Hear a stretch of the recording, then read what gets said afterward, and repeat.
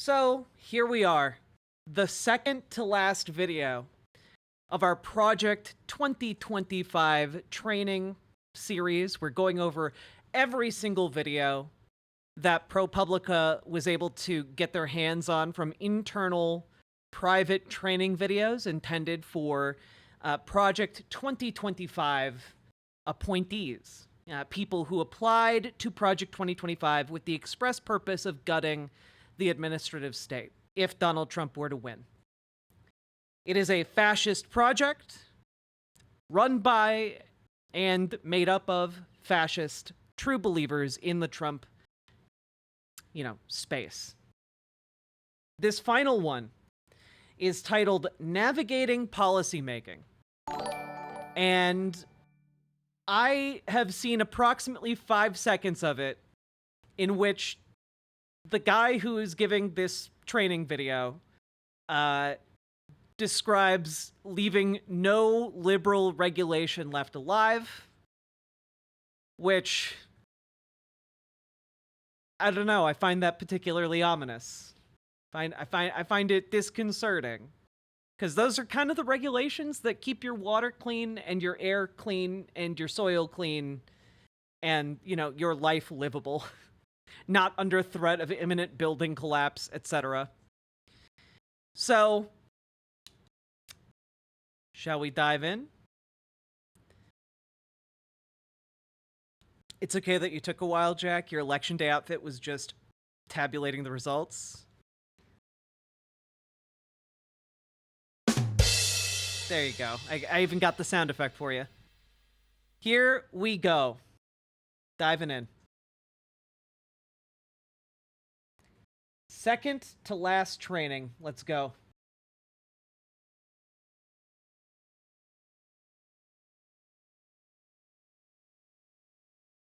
Hey, Paladin. One day when I was working at the White House, I got summoned to the Oval Office along with John McEntee and James Bacon. The president was unhappy. A certain agency had been working on an important policy change for 3 years and it still wasn't finished. The president told us to take it over, go bolder, and get it done. We completed it start to finish in just 14 days. And when I say start to finish, I don't mean we produced an executive order directing something be done or a proposed rule or an interim rule. I mean an actual final rule published in the Federal Register having the force of law. And we did it in 14 days. People couldn't believe it. So how did we do it? In this lesson, I'll reveal actual tricks of the trade that will allow you to get big things done fast. Cool. In the eyes of many in the world. Again, keep in mind, their entire premise here is to, as quickly as possible after Donald Trump is in office, completely and utterly gut any kind of helpful thing that the government does. This every 4-year ceremony we accept as normal is nothing less than a miracle. This guy looks like a 2010 NVIDIA tech demo. True. Is only living as long as it is striving. He does look extraordinarily poorly lit compared to all of the other Only ones. a few generations have been granted the role of defending freedom in its hour of maximum The nation's danger. only alive as nation long will as it is endure living. As it has endured. We're going to We'll endure. revive and will prosper. We're going to survive. Whether we go forward together with courage, Everyone will or turn back the remember policies that weaken our economy, Independence diminish Day. our leadership I'm in pretty the sure world, that's how the speech from America's future will Independence be Day in your goes. hands. Nailed it. Nailed it. Sounds like he was describing a dangerous rush job. Yeah, it's almost like maybe you should take more time before you implement something that has the force of law unilaterally through your organization. Maybe there's So necessary congratulations. steps. You've just been appointed to a senior policy-making role at an agency. You've been thinking about this moment for years, thinking, man, these guys are idiots. If only I were in charge. Well, now your dreams are reality. It's showtime. So what now? How do you deliver? Well, the first thing to recognize is that the title of this course is a misnomer. It's captioned How to Get Your Policy Through the Agency. But it isn't your policy. It's the president's policy. Every single one of these videos is just, shut up, don't think, only do what the president tells you to do. And this is a material distinction for two reasons. First, it is essential that you surround yourself with people who believe in the president's agenda. Don't ever even question its legality. Just do what you're told. This isn't about loyalty. It's about efficacy. And also, remember that they dedicated an entire video of their training to you are going to be investigated for crimes. People who believe in the agenda will go the extra mile to get it done. In any substantive endeavor, you're going to encounter bureaucratic and legal hurdles. Some expected, others unexpected. If you're dutifully but unenthusiastically carrying out your boss's orders, you'll say, sir, we tried, this came up, we can't do it. But if you're passionate about the policy reform, if you're invested in making it happen, if you want to see it done, you'll be... If you're a true believer, you'll ignore the legalities. Undaunted and unrelenting. You'll think creatively about how to get it done, how to clear the hurdles. And that right there... It's astounding to me because he's like, you'll think of how to get it over the hurdles when he described one of those hurdles being the law. Like you're just describing how to do something illegally, right? Like you just need to think creatively and break the law. Is often the difference when it comes to big things between success and failure. So surround yourself with ideological allies, both by hiring them if you're able to, and by forging relationships across the agency. If you get a job at ProPublica, you need to be a recurring caller for me, okay? Honestly, you should be a recurring caller for me anyway, because that'd be fun. Particularly in components that you're going to need sign-off from you're doing all right. in order to implement your reforms, for example, General Counsel's office. The second reason this distinction is important is that DC has too many people who think they run the president instead of the other way around. The primary goal for them is not to implement the president's agenda, but to resume build. They may even sabotage the president's agenda with lies and leaks and inaction in order to ingratiate themselves with what Tucker Carlson calls permanent Washington. For this guy sounds like a young and evil Steve Buscemi. example, according to Axios, senior officials who oppose President Trump's plans to withdraw forces from the Middle East and Afghanistan, quote, deliberately deceived, end quote, deliberately deceived him about troop levels. So think about that. That's why it's really important. What? For example, according to Axios, senior officials who oppose President Trump's plans to withdraw forces from the Middle East and Afghanistan, quote, deliberately deceived, end quote, deliberately deceived him about troop levels. So think about that.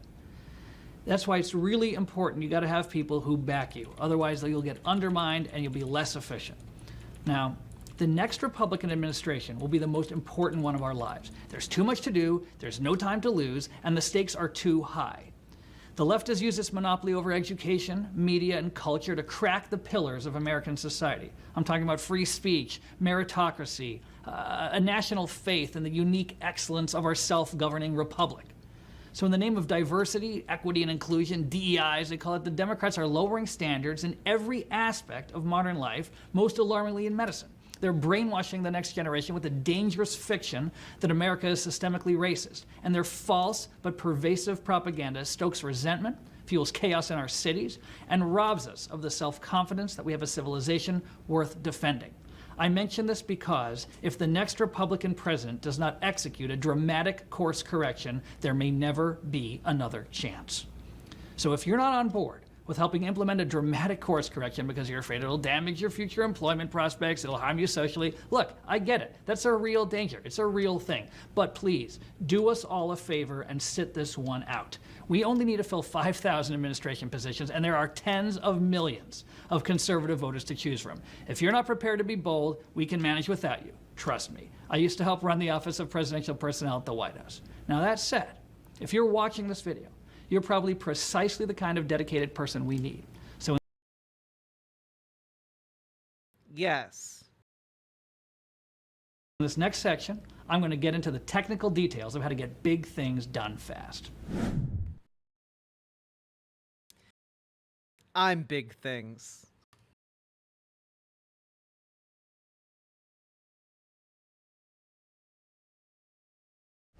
Let's start with background on the process. It's dry, but it's important to understand. Now, as you'll recall from your high school civics class. Yeah, also, like, if it's not obvious by now, this guy's completely and utterly, like, unhinged. You know, and I just tried to Google, like, what he was talking about with troop numbers and, like, Trump being deceived. And the thing that I came up with when I Googled was this piece from Defense One outgoing Syria envoy admits hiding U.S. troop numbers, praises Trump's Mideast record. 4 years after signing the now infamous Never Trump letter condemning then presidential candidate Donald Trump as a danger to America, retiring diplomat Jim Jeffrey is recommending that the incoming Biden administration stick with Trump's foreign policy in the Middle East. But even as he praises the president's support of what he describes as a successful realpolitik approach to the region, he acknowledges that his team routinely misled senior leaders about troop levels in Syria. We were always playing shell games to not make clear to our leadership how many troops we had there. The actual number of troops in northeast Syria is a lot more than the roughly 200 troops Trump initially agreed to leave there in 2019. Yeah. So, like, yeah, what Syria withdrawal? There was never a Syria withdrawal. When the situation in northeast Syria had been fairly stable after we defeated ISIS, Trump was inclined to pull out. In each case, we then decided to come up with 5 better arguments for why we needed to stay, and we succeeded both times. That's the story. Yeah, so this doesn't really seem like he was a Biden operative lying to Donald Trump. This isn't what that... So the dude speaking is Jim Jeffrey? No, I don't think so. Is it? No. No, this is Dan Huff. Congress makes laws, judges interpret laws, and the executive branch, through various agencies, enforces laws. Now, in practice, Congress typically passes vague statutes and leaves it to the agencies to fill in the details of the policy. So there are 2 principal ways that agency policy gets expressed: regulations and guidance documents. Now, regulations impose legally binding obligations or prohibitions, sort of more formal, and guidance documents, they merely explain how the agency will exercise its broad enforcement authority. So, for example, DACA, right? President Obama's amnesty for illegal aliens. It was issued as guidance, not regulation. So guidance can do real things, but it's sort of in a different category. And there's a reason that DACA was issued as guidance, because agency regulations require a lot of process, and guidance documents do not. Okay. We've already gone over this in other videos. So far, not new info. So let's look at the process for agency regulations. The process for that's governed by the Administrative Procedures Act. That's the term you're probably going to hear, APA. And the APA creates 2 tracks. The first is called formal rulemaking, and that establishes a trial-like hearing process in which a rule is developed. This is almost never used. I just bring it up in case someone tosses around that term, formal rulemaking. You can forget about it. But the second option, the second track, that's technically known as informal rulemaking. The thing is, it's a total misnomer. There's nothing informal about it at all. It's a tangle of official steps and requirements, and because it's primarily used, we'll focus on that process. But it is not informal. It's a huge pain in the tail. Okay.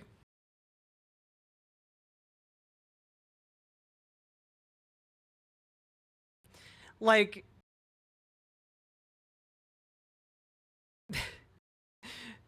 this feels like just completely arcane methods of dismantling the government that they're exploring here.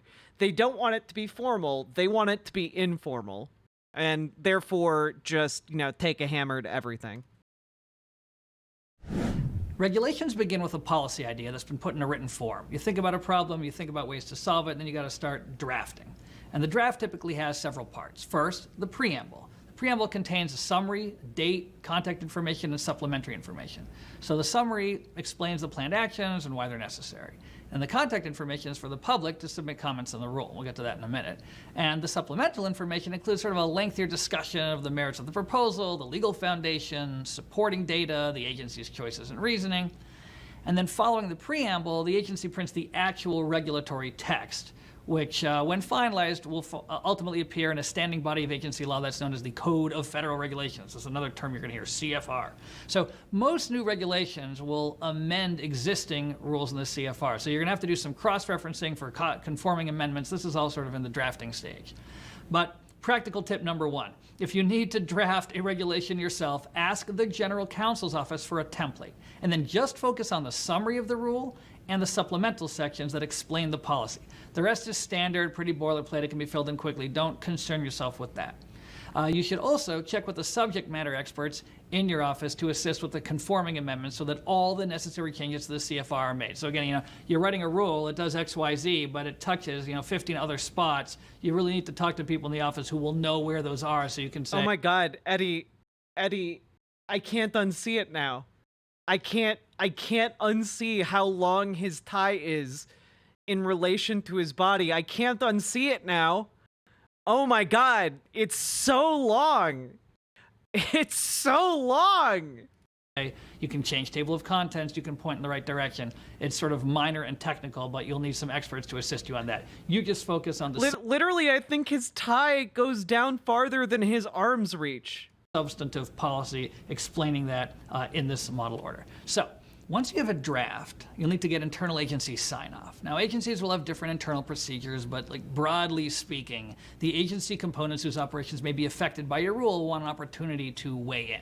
So you'll have to confer with your colleagues, refine your draft, and typically this will be done under the supervision of the Chief of Staff in consultation with the General Counsel's office. They're going to want to... So far, this guy seems unhinged, but also, this is actionable advice for, appointees in a way that is going beyond just, please don't do crimes.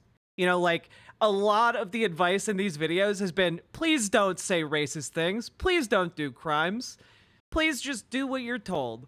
And this one is actually, reiterating a lot, but it's also, providing, actionable material for appointees. I'll take a look at it, too. And they'll be pretty involved in the drafting process and everything that happens after. Now, major regulations also require review by the White House. In the 1980s, Congress established a special agency for that, called the Office of Information and Regulatory Affairs, OIRA. It's a component within the Office of Management and Budget, which is within the Executive Office of the White House. So it's a White House component. They review the regulations, and the rule is that agencies must submit major regulations, which is defined as those having an annual economic impact of over $100 million. Those are the regulations that have to go to OIRA for review before the rules can be made public. What's OIRA going to do? Well, OIRA is going to review the regulation. They're going to ask you some questions. They may run a cost-benefit analysis if that's appropriate. And they're also going to ensure that the other agencies affected by this rule have a chance to weigh in. Now, once everyone signs off, the regulation will go back to your agency, be signed off by the appropriate official there, which usually be a secretary or assistant secretary, and then it's going to be published on a government-run, publicly accessible database of regulations known as the Federal Register.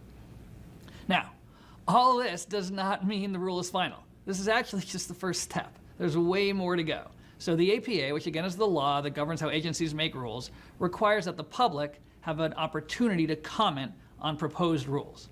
Now, nowadays, these comments are submitted electronically, and the public typically is given 60 to 90 days to submit them. Agency staff then have to review and sort and categorize and prepare responses to each unique point raised. The agency might also alter the rule in response to the feedback. Hey, that's a pretty good point. I hadn't thought of that. We need to address that. So that happens. But the point of this whole process is to try and prevent the regulation from being overturned in court on the grounds that the agency failed to consider some policy angle. Because what will happen is people go into court and say, well, the agency didn't consider the XYZ comment. And they'll be able to say, no, we did. See right here. So you really want to make sure to cover all those things. That's the way that the agencies try to proceed. So they try to provide comments, responses to all the comments, and once the comments have responses and any changes have been made, then the rule is again submitted for OIRA review and the interagency process. They got to look at it again. They looked at it when it was proposed, there's the comments, and they're going to look at it again. Now, once everyone has signed off on the rule, second time, the rule is again published in the Federal Register, this time as what's called a final rule. And then 30 days after this publication, the rule becomes effective and acquires the force of law. Now, at this point, the rule that you drafted is also going to be immediately subject to judicial review. Now, it's not obvious because a lot of times you have to wait until something's enforced to actually challenge it. But here under the APA, you can get what's called pre-enforcement review. So obviously, this process is quite cumbersome. It can take months, even years, and certain controversial rules can receive tens of thousands of comments. In fact, I think there was a rule on net neutrality years ago that holds the record with 23 million comments. Point being, it's a huge pain. The process for guidance Point being, fuck the public. documents is much simpler. It doesn't require notice and comment, which is major. I mean, that's the major thing. You do not need to go through the notice and comment process. But yeah, this is a good question, Benjamin Kessler. How did this guy get it all done in 14 days when it requires a 60 to 90 day period? That's very good. Very good question, because it seems like this would not be a 14-day process. The guidance is also effective immediately, and often it doesn't even need to be published in the Federal Register. It's also not typically subject to the pre-enforcement review. And all of that makes it much more attractive to make policy changes via guidance. Now, the same is true in reverse, in sort of eliminating regulations or guidance. Repealing a regulation is a form of regulatory action that requires going through that same process. I love how he's describing all these checks and balances and democratic processes that at least attempt to make responsible regulatory processes, and is like, nah, fuck all that, we're gutting it. Yeah, I mean, like, ultimately, he despises this system and wants to destroy it.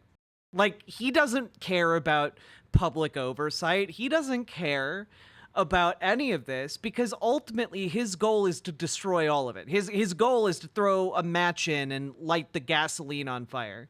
Process. By contrast, getting rid of guidance can often be done simply by just taking the thing off the website or issuing some kind of countermanding memo. So that's a lot of background, but the main point is agencies act through regulations and guidance. Guidance is easy, regulations are hard, and this, of course, suggests an order of operations when it comes to getting big things done fast. And it is to that we will turn next. Okay, big things, fast, let's go.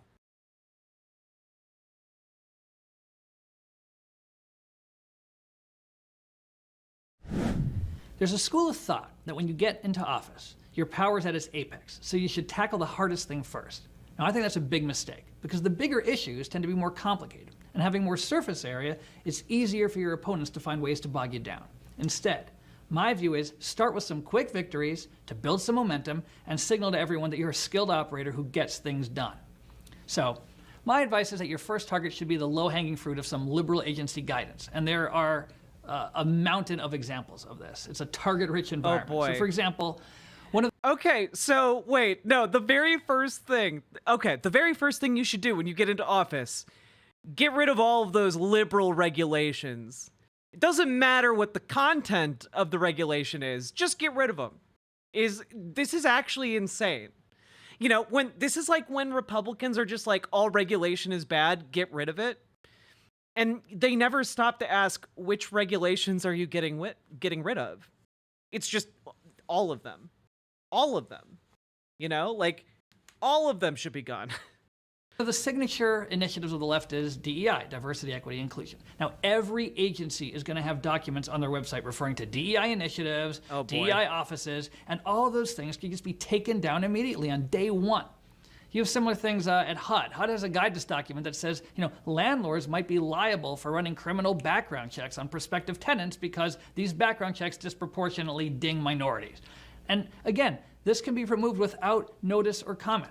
And the examples of— Dude, what the fuck? This is actually insane. Okay, we've gone beyond just process, and now he's just like, yeah, you know that regulation that prevents companies from dumping disposable plastics into your water supply? Get rid of it. We want as much plastic in the American people as possible, because that means they're consuming more oil, and that's good for the economy. Of these types of things are legion. I'll give you another one. The Department of Education wrote letters to schools saying that disciplining students in the classroom could violate civil rights laws because the discipline could be disproportionately affecting minorities. Does he know that in some states, like, teachers are allowed to beat students? Like, physically? Like, I think that guidance is pretty necessary. As you prepare to start working your agency, just peruse their website, do some research, figure out what they have up there, what are they talking about, try to look for some of this DEI stuff, for example, and then consult the Project 2025 policy agenda. Try to figure out which major policy issues are here that maybe agencies have been operating through guidance that could be undone simply through the process I described, without having to do the rulemaking, without having to do notice and comment, and this way you'll know exactly where to hit right early on day one. The DEI agenda example I gave, it's high visibility. Yeah, Republicans have made it a top priority to legalize corporal punishment in schools so that teachers can beat children. And yeah, school punishments disproportionately affect children of color. Like that is an undeniable fact. Undeniable. But the truth is, you need to clear out all the underbrush. All the liberal guidance has to go. Let nothing live. All the liberal guidance has to go. Let nothing live. God, these guys get rock hard at the idea of like your local water supply being poisoned by chemicals dumped by the local industrial factory. Like, god damn. These guys salivate over being able to like reinstitute de facto Jim Crow. Like, unironically. Like, that's what this guy's calling for. And the reason I say this... When we talk... This is why I got so worked up in that last segment that we did before this. Because, like, these people are salivating at the opportunity to gut the government, to render it ineffectual and inoperable, except at the order of a dictator. Like, that's their job. Is that a key element of the liberal strategy has been to gradually but steadily move the law to the left through guidance documents and strategic lawsuits over time. So you have a statute, but they interpret it in a certain way, and no one's kind of looking, and over time they shifted very far away from where it started. And an excellent treatment of this is in Justice Thomas's dissent in a case called Texas Against Inclusive Communities. And in the dissent, he details how activists and their liberal allies at agencies subtly but steadily transformed statutory prohibitions on purposeful discrimination into a ban on policies that just have a disproportionate impact. So in other words, they took things which said basically, you can't discriminate in housing, and said, well, if you run a background check or a credit check, that is also a violation, because even though you had no intent to discriminate against anyone, you're just trying to, not have criminals in your house, that could have a disproportionate impact on some populations. That's very much not what Congress intended when it first came out there. And wait, but you're going off of the dissent on that case. You're like, the Supreme Court already ruled on this. Oh god. Like, the court ruled on this and found that disparate impact claims are like fall under the Fair Housing Act. Like, they already ruled on this. You're just choosing the minority opinion on this. They essentially they were able to shift it to that through these guidance processes. Now, ultimately, the Supreme Court blessed it, but the point is that it only got to that point because over a period of many years, the bureaucrats in the agency slowly crept toward that. And this disparate impact idea would never have passed Congress, and in fact, it didn't. It was all done by administrative agencies. And these gradual shifts, the way they do them, they're done through guidance documents and policy interpretations. So if you go in there and you tear that stuff down, all that underbrush, you're going to disrupt their whole game because you're eliminating the fundamental. Who's they? Whose game are you disrupting? Who is they? Like, this is where we're getting like truly mask off here. This guy is arguing that they have an agenda, and by they he just means like the nefarious deep state that's taken over the administrative governance of America. And like, his solution is just to remove all regulations. Like, this is insane. Mental document. Oh, sorry, all guidance. We're going to put them back to square one. Next thing, when you get rid of the... By the way, that HUD regulation is just saying that if they find something in your background check and refuse to rent to you, but find the same thing in somebody else's background check and rent to them, that's discrimination and you can have action. Yeah. Like, it's not a complicated thing. Like, he's literally saying you should make it legal for landlords to discriminate against people they don't like, against like black people and brown people and minorities. Guidance, try to do it all at once. The reason is it's much harder for the opposition to stymie you when they have to fight a multi-front war. I mean, think about it, right? There's a newspaper article that says, agency eliminated as A and B and C and D and E. Like, how do you focus? Where do you go first? Create confusion, do it all at once, and like I said, because it can be... Like, this is a microcosm of the Trump, like, approach to this election cycle. Create confusion and then do it all at once. Like, create enough chaos and then seize power. That's what he's advocating for. This is explicitly fascist. Be done quickly, you can accomplish it in one fell swoop. If you create enough chaos, you can simply ignore the normal processes of events.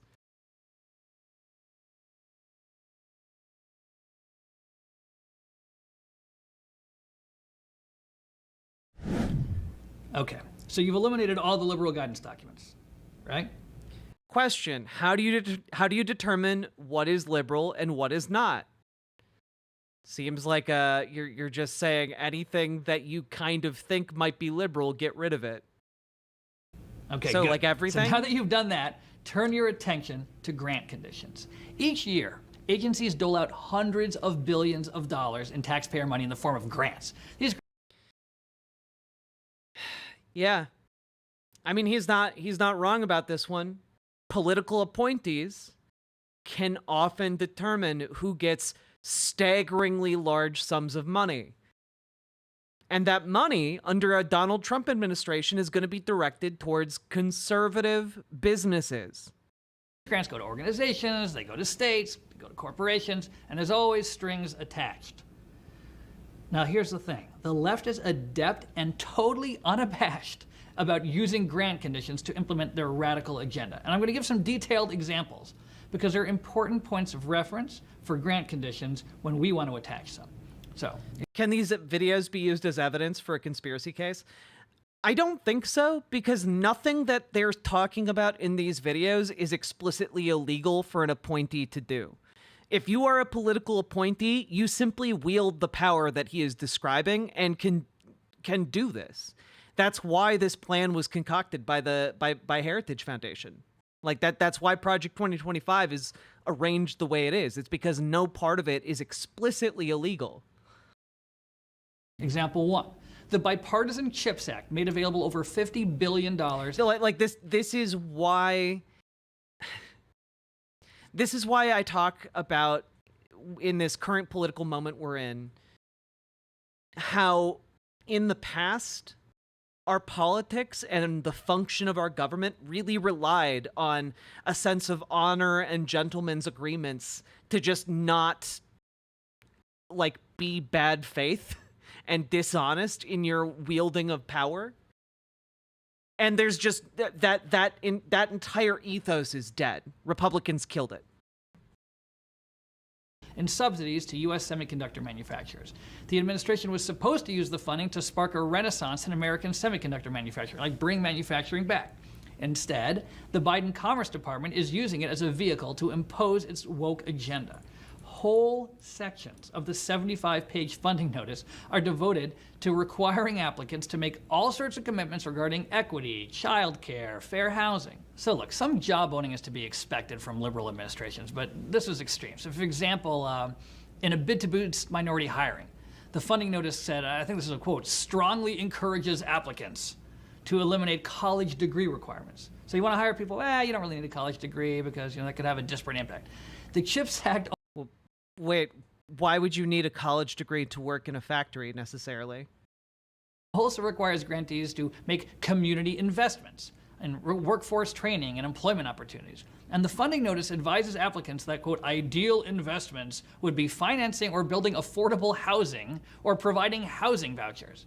This is because you need to provide housing for workers to work at the factory.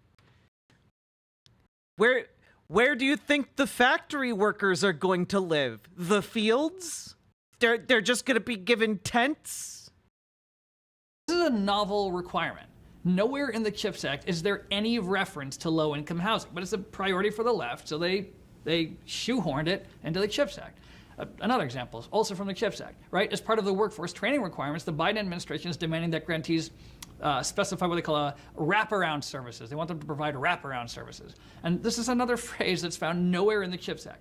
But the department says, what's a wraparound service? It basically means businesses paying for services for workers and employees, services such as adult care, transportation assistance, housing assistance, and emergency cash assistance. All these. Yeah, I don't know. Like, I'm just looking at this fact sheet for the CHIPS Act, which is, by the way, called the CHIPS and Science Act. authorizes $10 billion to invest in regional innovation and technology hubs across the country, bringing together state and local governments, institutes of higher education, labor unions, businesses, and community-based organizations to create regional partnerships to develop technology, innovation, and manufacturing sectors. Which, by the way, in order to do that, you need people to live in those places to do the jobs. Like, goddamn. Like, part of the reason is by creating those good jobs, you're going to spur more productivity and more, like more investment in communities is going to help that along. Like, good golly. Things have been shoveled into the CHIPS Act grant. You want the grant, you do this. What's another liberal priority? Free childcare, right? So the department, in order to get CHIPS Act, is requiring firms that want more than $150 million in funding to provide childcare. But the department didn't stop there. Even firms that are not seeking $150 million, they're looking for some smaller amount, are, quote, strongly encouraged to provide access to childcare for both the construction workers who build the facility and the employees who work there. Yeah, because otherwise those employees can't work there, because childcare is expensive, man. And it means nothing that some of these demands are presented as suggestions rather than requirements. The funding notice is very clear. It reminds applicants that the award decision of the department's, quote, grant officers are final and may not be appealed. So the grant applicants know to whom they have to bow. I'm spending time on these CHIPS Act grant details because it's a perfect illustration of how the left uses every lever of power to advance its agenda. If we want to, you know, if you build a factory in the woods and no one's around to work in it, it doesn't make anything. I've just thrown that out there. Start winning, we need to do the same. No one on our side would ever have thought to connect semiconductor grants to fair housing or cash assistance, right? We need to start making those connections for the things we care about, and we should. True, screaming at the radio. Childcare is not expensive if the kids are put to work. Pays for itself, exactly. You know, I didn't think of that. Be equally unapologetic about it. I'll give you another example. The Obama Justice Department required jurisdictions that receive law enforcement grants to conduct trainings on implicit bias, which, as Heather McDonald, who's a tremendous scholar, she demonstrates in her book Diversity Delusion, is a sort of a fake pseudoscience purporting to prove systemic bias. It's fake because it doesn't even have the basic characteristics of a scientific result, namely replicability. The same person can take the test twice and have wildly different results. But no matter, you can't get one of these Justice Department grants if you don't brainwash your police force with this destructive nonsense about inherent bias. I'll give you another example. And again, these are important. The National Science... Wait, but people do have biases that you need to account for, man. Foundation has dedicated millions of dollars to develop a bias awareness intervention tool and to remediate microaggressions and implicit biases in engineering classrooms. Another... Wait. But you need that. You need that though. Like, if you don't address those implicit biases, that's how you wind up with like technology firms that create, you know, like motion sensors that don't detect black people, which has been done multiple times in tech industries. Like, if you don't actually take into account these biases, you get things like self-driving cars that can't see like people with darker skin tones. Like, literally this can lead to people being killed directly if you don't address those biases. He wants to make police racists again. I mean, they never stopped, but yes. For example. In April 2020, the National Institute of Health and the Center for Disease Control, the CDC, they announced the availability of grants to increase the diversity of biomedical research labs. Now consider, this is like right in the middle of COVID, and this is what these people are worried about. Yeah, because they want to make sure, I don't know, like COVID vaccines don't like accidentally kill entire ethnic groups.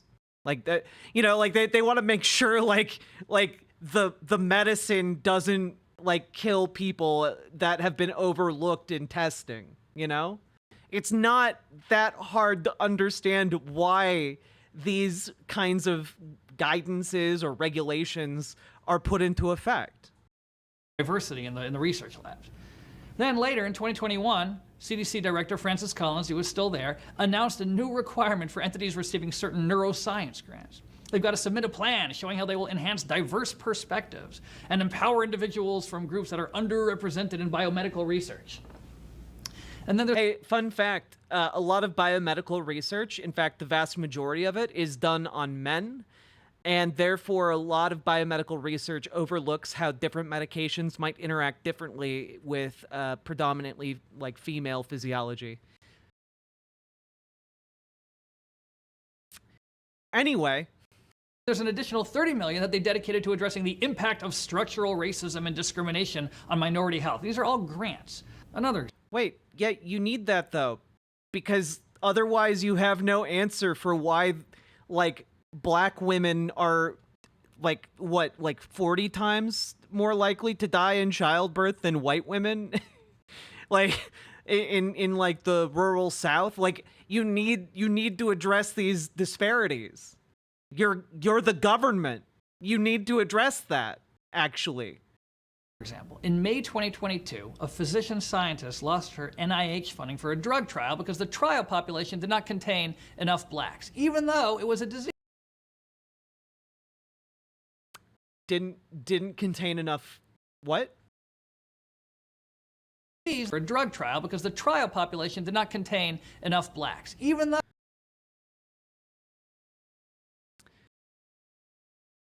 Yeah, he's saying it like that though. He's saying it like that, you know? Oh, it was a disease that blacks rarely get. Jesus Christ. I'm belaboring the point here because you must understand that Democrats are absolutely shameless about using federal grants to advance their radical agenda. And we will not win unless we do the same. So this grant approach could work for almost any priority. But for purposes of illustration, I guarantee you this guy would not say that in a room full of African Americans. Like, I guarantee you this guy knows on some level you shouldn't say that. You shouldn't say it in that way. How we would do it. Let's just assume that as a movement, the next Republican president wants to dismantle the DEI agenda root and branch. This guy seems like John Doyle's older brother. True. And let's say you're the staffer in charge of making it happen at each agency. So how do you do it? Well, the first thing you do is stop the bleeding. Day one, no more diversity-based grants made by any agency. What's done is done, but you're now totally out of that business. Well, okay, but how do you find You can tell a lot about a person by how, when, and why the way they say blacks. True, very knifey duck. And thank you for the $5 dono. Or which? Well, one thing you could do is you could check what they call the NOFAs. Yeah, he could have just said black people. But he didn't. When an agency issues a grant, it starts with a Notice of Funding Availability. It's an acronym, NOFA. And that sets forth the grant conditions, the application procedures, and then you also have the final grant agreement between the agency and the recipient, and it'll contain the provisions that govern the funding. So start by scouring those documents for any DEI-based terms so you know which grant programs need to be paused and canceled. Then, next thing you could do is you could look at the Department of Education. You tell that department which DEI programs. What do you mean, so you know which DEI programs? I thought you wanted all DEI programs to be canceled. To require that each school, as a condition of receiving federal grants, must certify that it's going to make admissions and hiring decisions solely on the basis of merit, and that no performance standards are going to be lowered to achieve any particular demographic balance. And you could say, look, this is going to promote educational excellence, and it's going to be in conformance with that recent Supreme Court case, the fair admissions decision. Then, and this is really important, to keep the schools honest, grant recipients should be required to have a meritocracy officer who will sniff out any hint of circumvention of the ban on race-based decision-making. This is psychotic. This is actually psychotic, dude. He wants anti-DEI police. He wants anti-DEI police. This is crazy. Should they have a gun, Dan? Small government guy. Yeah, we need anti-DEI police. Open up. This meritocracy officer would have to submit quarterly reports to the department. And I know that, there's a push for conservatives to eliminate the Department of Education altogether, but until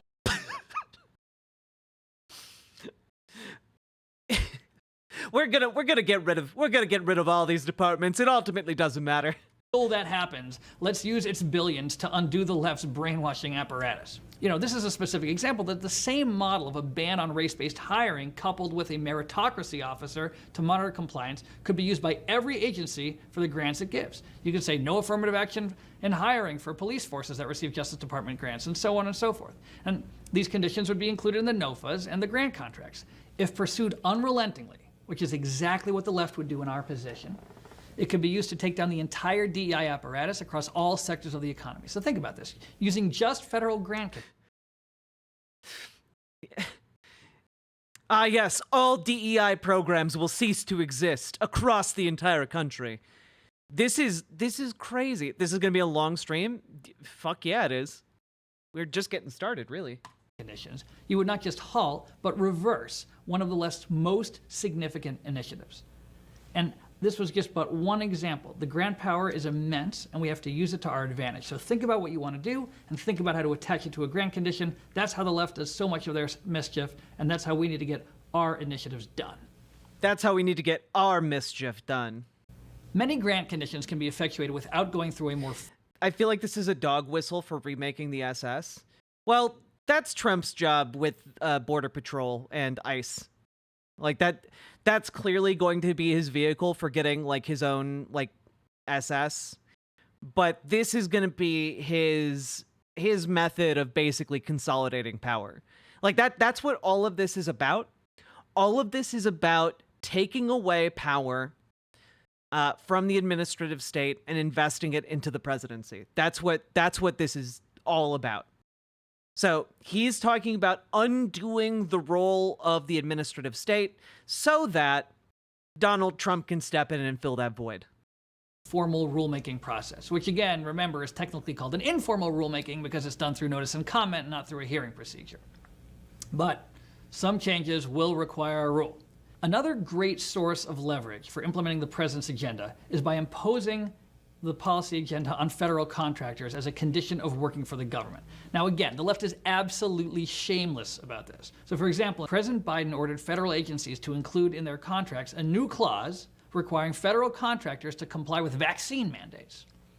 President Obama banned federal contractors from discriminating based on gender identity. And this was all before the Supreme Court had weighed in on these issues. So returning to my DEI example, every agency should prohibit companies that receive federal contracts from engaging in race-based hiring or diversity trainings. They should also...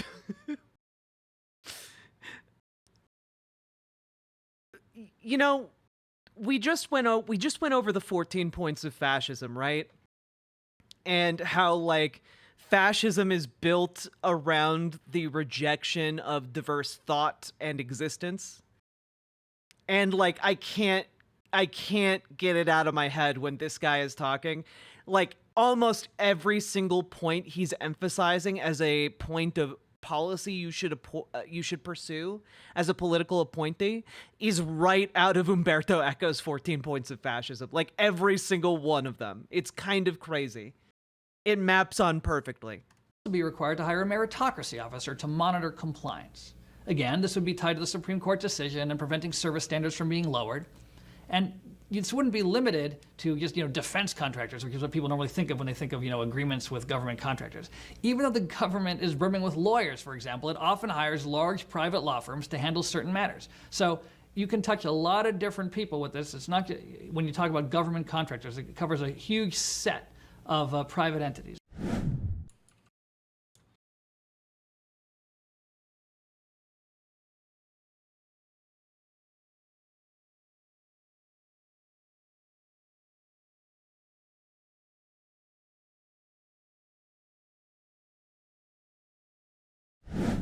If you remember nothing else from today's lecture, remember this. Matters relating to agency grants or contracts or benefits are exempt from the notice and comment requirements of the APA. And people might not believe you about this, so just remember the citation in the U.S. Legal Code. It's 5 U.S.C. 553A2. I'm going to say it again. 5 U.S.C. 553A2. Because this could wind up being your best friend at the agency. So again, in my DEI example, if you hear someone say, oh man, we have to issue a regulation to eliminate the DEI offices or to require a meritocracy officer or to change our contracting requirements, no problem. A, that might not be true. But even if it is, the rule can be issued quickly because it's a matter relating to an agency grant or an agency contract, and as such, it is exempt from the notice and comment procedure, which again is that process where people submit comments and you have to reply, and it takes a very long time. You don't have to do any of that. It's right in the statute. Everything else besides notice and comment can be done quickly, as long as, OIRA and the White House are on board with the effort, which again, they should be in the example I've given. So this exception is little known, and it is invaluable. So people are aware, I should add, about a couple of other exceptions to the APA from the notice and comment, where it would, and those are where it would be impracticable, unnecessary, or contrary to the public interest. That's the actual phraseology in the statute. And this sounds broad, but courts have interpreted those provisions so that they are exceedingly narrow and basically useless. So they say impracticable means that, responding you have to respond to an immediate threat to public safety, and therefore, notice and comment would be impracticable. But that's what it means. It has to be an immediate threat to. Oh, that's how he sidestepped. That's how he sidestepped the public comment period. He just manufactured a imminent threat so that they didn't actually have to do public comment. To public safety. Unnecessary means that the rule is insignificant in nature and impact. Sophie Bliss, thanks for being a member. Public interest means that there's an acute health or safety risk or some surprise to an industry which creates a danger of market manipulation. So again, they interpret the three other exceptions in the APA very narrowly. But by contrast, the APA unambiguously exempts agency matters relating to grants, contracts, and benefits from notice and comment. And it's not an afterthought, it's purposeful. Because thank you for the $5 Canadian. Let's go. Congress did not want agencies bogged down with process and litigation when it comes to how they spend taxpayer money. In fact, in the 1960s, the Administrative Conference of the U.S., which ACUS they call and it, thank which you for the advises gifted on membership. regulatory My issues, God, they urged Congress to repeal this exemption. But who is this sniveling weasel? This is Dan Huff. He's the former legal advisor for the White House Office of Presidential Personnel. Is this another Project 2025 training video? It is the second to last one. Congress We're almost at the end. They said, no, we don't want all of this process to encumber. Simric, thank you for becoming a member. The Green Name Army grows in YouTube chat. For the agencies when they're talking about grants. So I'm going to tell you a story about how we use this exception to accomplish a signature feat of repealing and replacing the major rule that I referenced in my introductions. It took just 14 days. So we're called in the president's office. He wants us to get rid of this rule. This rule was the AFFH rule, affirmatively furthering fair housing. What that rule basically did under Obama was it said if you take federal grant money, you've got to build low-income housing in suburbia. You essentially have to change your zoning laws, eliminate your local zoning so that we can build high-density, low-income buildings all over the country in suburban America. Oh, my God. Okay. So, do you guys remember during Trump's presidency when he talked about how he was protecting suburban women from low-income housing? Do you guys remember that? Because I remember that. This guy is the guy who got the regulation through to prevent, like, low-income housing being built in areas that need it across the United States. Because what Donald Trump was really talking about was protecting white women from black people. For the white suburban population, a lot of them are like low income. That means black. And so when he talked about how he's defending women, suburban women, he's talking about defending them from having to live next to black people. The horror. And this guy's like really, really proud of the fact that he got this all passed through. Like, these people just want to make your life worse, okay?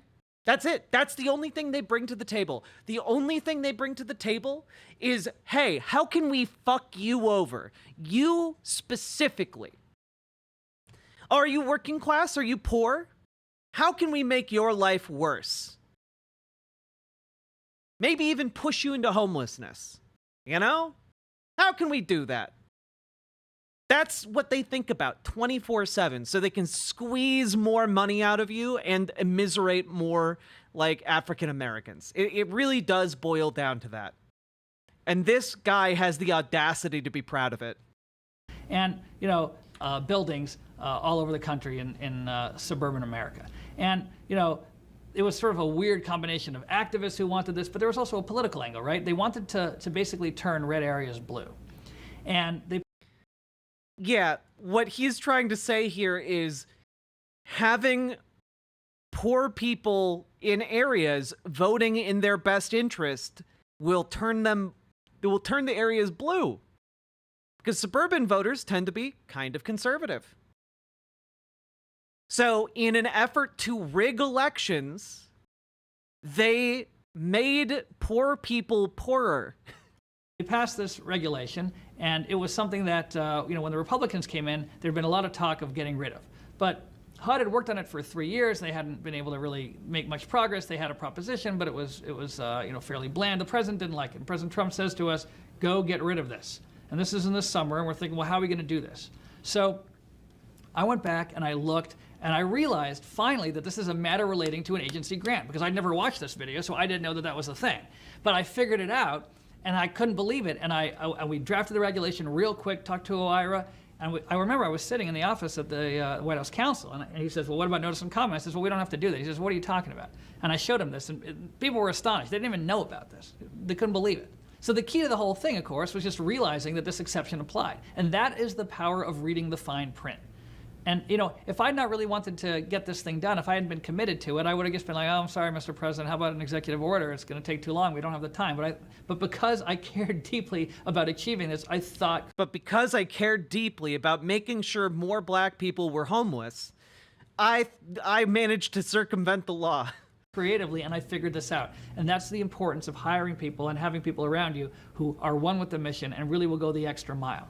Now, when you bring this thing up about the exception that, you know, matters relating to agency grants, people might try to challenge you and if you try to invoke it. And what they'll say is, one problem they might cite is that some agencies foolishly subject matters relating to grants to notice and comment procedures. And they do it voluntarily even though it's not required. Now, fortunately, those agencies typically will also give the secretary the authority to waive any internal agency rule for good cause. So at those agencies, you need the secretary to waive the internal rule and say, we're not going to subject this grant issue to notice and comment, and that's how you would get it done there. But I would also say, when you first get into the agency, take a look at this. And if you're one of those agencies that has these provisions, get rid of it. And for that, you probably will have to go through the actual regulatory process of notice and comment. So it could take you, you know, 2 months or so. But don't belabor it. All you have to say is, listen, we want to move quickly. This thing slows us down. It's not required by the APA, so we're getting rid of it. And you put that in the Federal Register. And you get some comments, and then you do it. And then, you know, 3 months into the administration, you can just do all of these things without having to go through notice and comment. It will pay many dividends later. It will give you tremendous flexibility. So you want to remember that, and if there's anything in your own agency rules that would prevent you from doing that, just eliminate that regulation. Bottom line, if your agency does not require notice and comment for grants, you're off to the... And keep in mind, by the way, part of this strategy is they're literally appointing bottom of the barrel, like whoever they can get for this job. Whatever kind of fanatic person they can get, they're going to appoint into these spots, right? Like, the people coming in aren't going to have great grasps on how to do these things or like which things to get rid of. They're just gonna go after everything, you know? They're going to be nuts, dog. Like, literally most of these videos are for such low common denominator, like, type stuff. Like, hey, don't get on Twitter and be racist. Hey, you know, don't care too much about the legal stuff. Just do what Donald Trump tells you. Like, it's, like, so many of these videos have been so geared towards, like, absolute morons that, like, I mean, guys, bottom line, if your rules that would prevent you from doing that, just eliminate that regulation. What he's talking about is just, yeah, if something's stopping you from, you know, carrying out the will of the president, just get rid of it. Just ignore it. Get rid of it.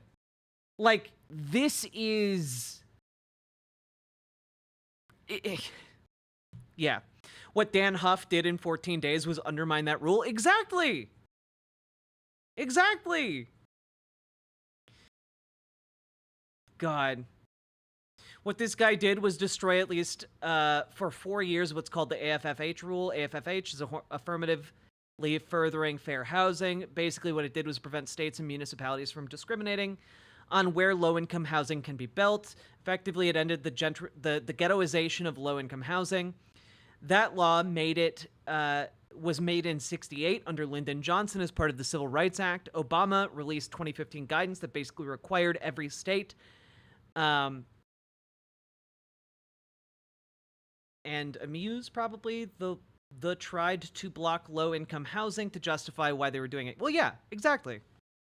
Like, the only point of these conservatives being in positions of power is to undermine, laws and legislation and guidance and regulation that have been in place for longer than most voters have been alive.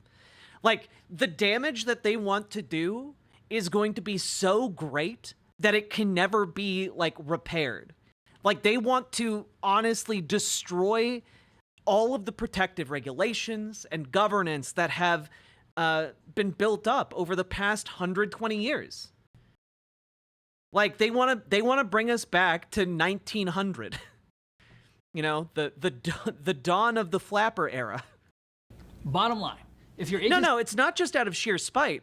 It's also because it would promote capital interest. Because who benefits when the regulations get rolled back? Rich assholes. Rich assholes benefit. The people who want to save money by dumping toxins into your water supply, they benefit.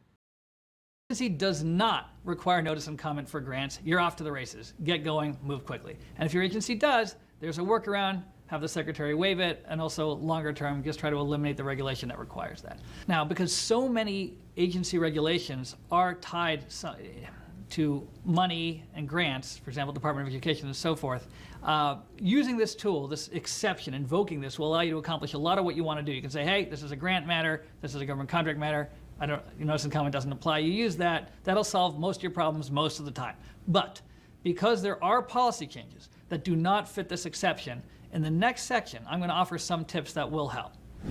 Oh boy. All right, lay it on us, you ghoul.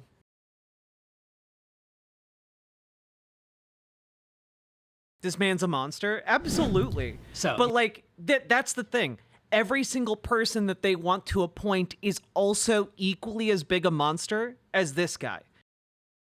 Every single person involved in Project 2025 is also a monster. They, to varying degrees of awareness of what they're doing is monstrous. But every single person that is applying to be an appointee in the Trump administration, they're monsters too. Like, they're assembling a bunch of monsters to destroy our government. Like, that's what this is. You have to draft a regulation, and you can't take advantage of the exceptions, so you've got to go through notice and comment. Here are some of Huff's rules on how you do that. Number one, you got to get your hands dirty. You got to know when to get into the weeds yourself to overcome obstacles. Now, you're watching this video because you're passionate about implementing the conservative agenda, but your subordinates may not be. They may not be as motivated to think of creative ways to clear hurdles. Managers in general don't like to get into technical details, but sometimes doing that, getting in the weeds, can be the difference between success and failure. The AFH example is a good one, right? If the president could have been told, it'll take forever to do it, but because I really wanted to get it done, I found that exception, and that allowed me to clear that hurdle and get it done for the president. Returning to my AFFH example, everyone told the president that it would take months to make changes, but because I wanted to make it happen, I looked carefully for a workaround and found it. When you get a project-threatening problem, you got to dig into the details yourself. Doesn't matter if you're not a lawyer, you just need to be able to think rationally and be able to read. And I think, in fact, that one of the issues with senior officials is that the higher up they get, they do less technical work. And so it's easy for their opponents to outmaneuver them. So if you hear something that's slowing you down on an important matter, you've got to look at it yourself, because there'll probably be a workaround when you're passionate about trying to make it happen. So that's rule number one.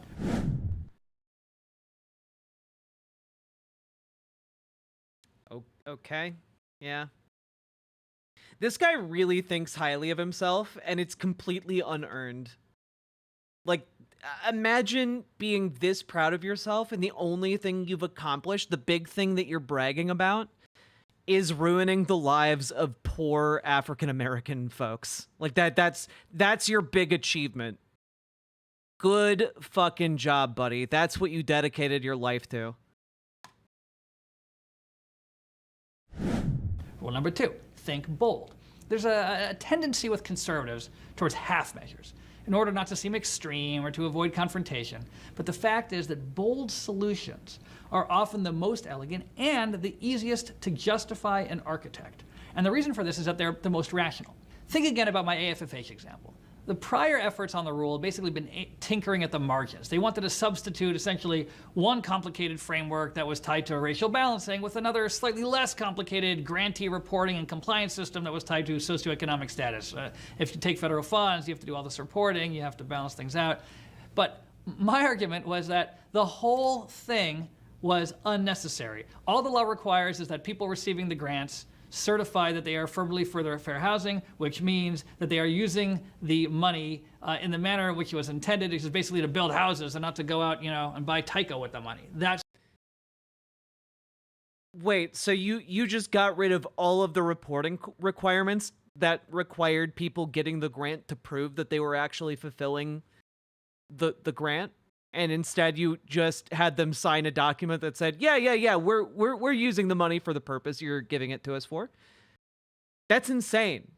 That like, you understand that the reporting was there to make sure that people actually did the thing they said they were going to do. God damn it. That's the point of it. All you have to do is that. And so there was no intent to impose any broad substantive obligation. Basically, our point was just get rid of the whole thing. And because of its simplicity, it was so much easier to draft. It was easier to explain to people, and it was easier to justify. Otherwise, I would have been spending pages and pages comparing the burdens of this approach to that approach. No, you don't have to do any of this. This is just a lot of the bureaucrats. This is the thing, right? Like, in a normal, functional world, you want your bureaucrats to do like a cost-benefit analysis, to show what the benefits of one system are and the downsides are, to show what the pros and the cons are of a different system. You want bureaucrats to be able to do that. He's basically saying, no, don't bother with that. Just cut it. Just circumvent it. Just get rid of it. That's all he's doing. Like, this is like, genuinely, this guy is like the epitome of fascist takeover bureaucrat. Like, this guy would be right at home in Hitler's administration, okay? Like, he would be totally fine. Ah, yes, we need to make sure that the ghettos are built far enough away from the true pure-blooded Aryan cities. Like, he's basically that guy. He's basically like that guy. And it's really disconcerting. And part of what's been so disconcerting about a lot of these videos is that these videos are filmed for the viewer, right? So this guy in this video is talking to people he assumes are on his side. This is their candid conversation. This is their candid thought process and justification for their plan, right? And I feel like this video is really catalyzing crystallizing like all of what Project 2025 is all about. You know? It's really like disconcerting here to be talked at like this guy is on friendly terms with us. It creates like this mental dissonance because I despise him with every fiber of my being. Trying to find a hook to build a whole universe of obligations based on one little phrase in the law. So point is, sometimes go simple.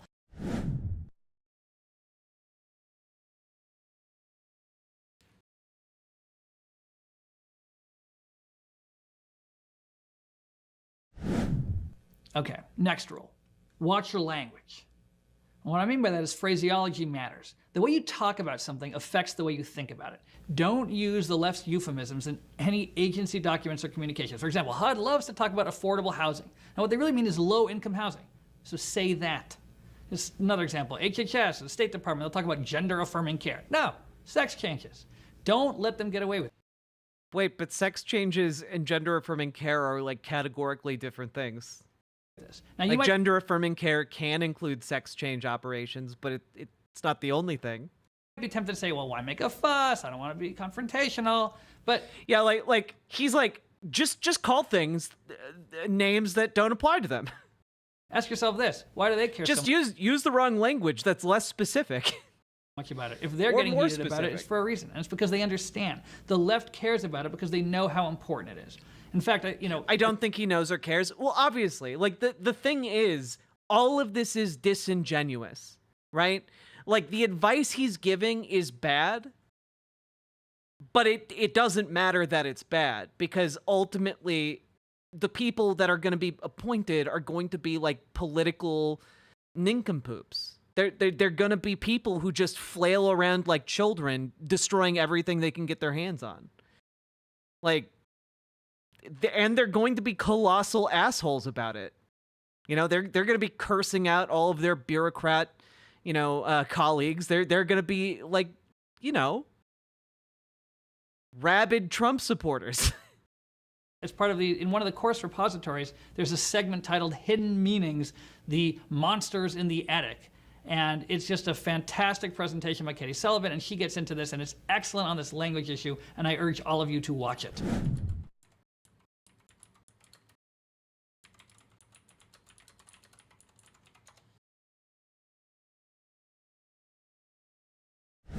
All right, next rule. Focus on common sense. So this might be a little controversial, but economic arguments are easy for courts to disagree with, right? So I'm talking about, what are you going to put into your rule? What's the justification for your rule? If you put in an economic argument, the opponents are just going to go out, they're going to find some contrary study, they're going to hire some expert, and all of a sudden, the evidence is ambiguous, and the court will say, the agency didn't consider, this study, this argument. Over on YouTube. Sometimes you need them, but, try to avoid them. And a good example is work requirements. They've glazed that book 3 times. Yeah, it's honestly, it just keeps coming up. I don't want to read that book to be able to know what they're talking about, but I'm sure it's like, I don't know, glorifying dancing on the graves of, marginalized folks. To receive certain government benefits.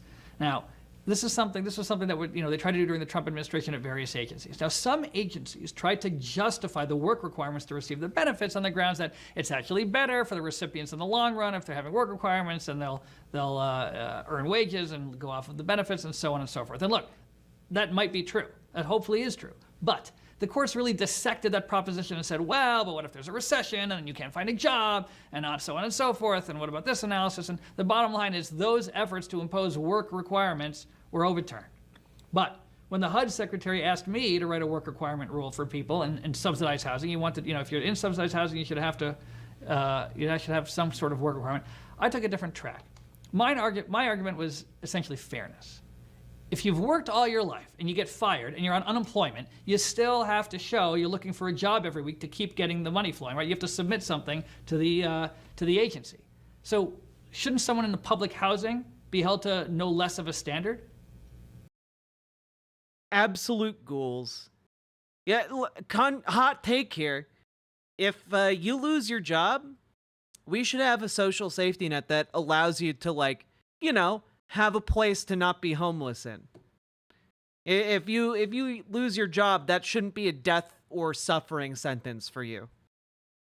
Hot take, I know. I know, crazy idea, guys. Thistles Fries, thank you for being a member for 9 months. This baby membership was brought to full term. Hooray. Congratulations on your newly born membership on YouTube.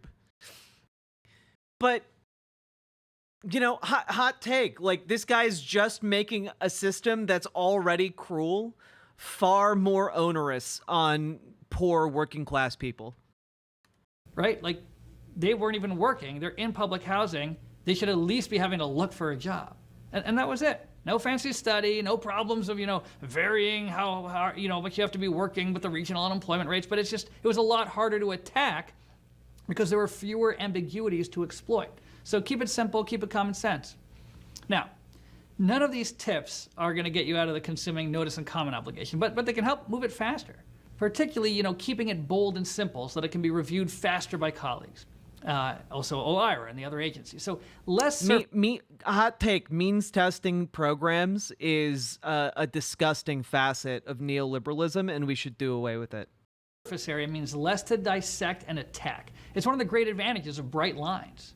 Bright lines avoid getting bogged down in gray areas. Gamer G in chat, I can answer this. I have a friend in public housing. They do have to report and file a bunch of bullshit all the time. It sucks. It does suck. Like, you should be able to spend that time recuperating and, like, getting your life together, you know?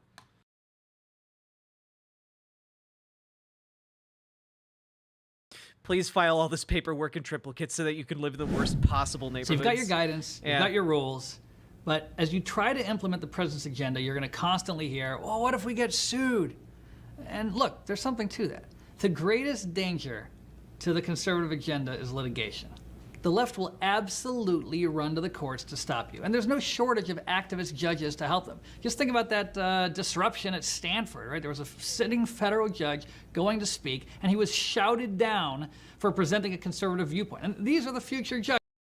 Yeah, because, he sucks. Like, I'm sorry your fascist political views aren't popular. At one of the most elite law schools, and they literally cannot bear to hear the other side. So, well, we can bear to hear it. The issue is that after you say it, you go on to try and implement it, and we hate you. Like, that's fundamentally the dynamic here, is that we understand you have the right to say stuff. We have the right to respond to it, and fuck you. You're evil. Thistles for Eyes, thank you for gifting a membership over on YouTube. YouTube chat coming through strong today.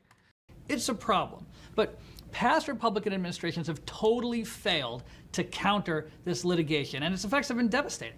Think about the travel ban in the early days of the Trump administration. It was immediately halted. 3 years later or something, the Supreme Court upheld it, but then it was too late. The momentum was lost. It was too late for what? What was accomplished by that ban? It got halted, and how did that affect anything? What was lost that was precious to the conservative movement that the idiotic and racist ban on travel was not implemented fully enough for you? What was lost? Explain. Oh, the momentum was lost? So nothing. Nothing of value was lost. Cool. The policy energy of the administration had already been sapped. So how do you deal with that? Prior administrations, they'll rail against the activist judges, the unfairness of it all, they'll send out fundraising letters, but no one's devised or implemented any solutions. Ultimately, they just sit there and take it. And we cannot have that. So, here's what we need to do. We need to seek injunction bonds. Basically, when you go into court and you're challenging a rule, what they'll often ask for is an injunction. They want the court to say, you can't do that, and say, look, we have to have a whole trial on it and investigate it further, but at least to start, we're going to temporarily enjoin it. We're going to say the agency can't enforce the law right now because we have to look at it further. And pending further analysis, we're going to block it. That's called an injunction. However, there's something that you normally do when a court issues an injunction that for some reason in litigation like this, they never ever do, and the government doesn't bother to ask for. And that is an injunction bond, which means the party seeking the injunction has to actually put money up in escrow, a bond, in case the thing is later overturned. So I'll read you the exact rules. The Federal Rules of Civil Procedure, which govern how litigation proceeds in federal court, and Rule 65C, in caption security, says the following.